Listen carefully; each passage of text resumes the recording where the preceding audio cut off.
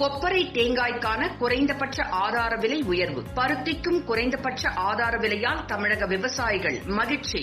இந்தியாவில் கொப்பரை தேங்காயை அதிக அளவில் உற்பத்தி செய்து நாட்டிற்கு வழங்கும் மாநிலங்களாக தமிழகம் மற்றும் கர்நாடகம் விளங்குகிறது. தமிழகத்தை பொறுத்தவரை மேற்கு மாவட்டங்கள் தேங்காய் உற்பத்திக்கு முக்கிய இடங்களாக உள்ளது. இந்நிலையில் மத்திய அரசு இப்போது உயர்த்தியுள்ள குவிண்டாலுக்கு கூடுதலாக ரூபாய் 375 உயர்வு நம் விவசாயிகளுக்கு அதிகரித்துள்ள செலவை சரிகட்டும் விதத்திலும் வருவாய் உயர்வுக்கு பயன் அளிக்கும் என எதிர்பார்க்கப்படுகிறது.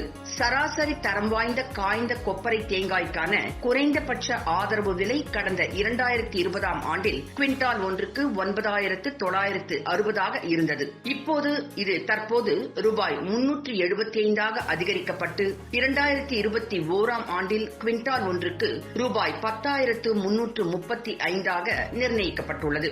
முழு கொப்பரை தேங்காய்க்கான குறைந்தபட்ச ஆதரவு விலை கடந்த 2020 ஆண்டில் குவிண்டால் ஒன்றுக்கு ரூபாய் 10,300 இருந்தது.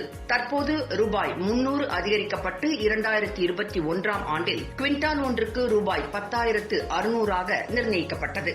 இந்த குறைந்தபட்ச ஆதரவு விலை உயர்வு அகில இந்திய சராசரி உற்பத்தி செலவை விட காய்ந்த கொப்பரைக்கு 51.87% வருவாயையும் முழு கொப்பரைக்கான வருவாயை 55.76% உறுதி செய்யும். அதேபோல் தமிழகம், பஞ்சாப் உட்பட நெல் உற்பத்தி செய்யும் மாநிலங்களில் கடந்த 25ஆம் தேதி வரை 587.57 லட்சம் மெட்ரிக் டன் நெல் கொள்முதல் செய்யப்பட்டுள்ளது.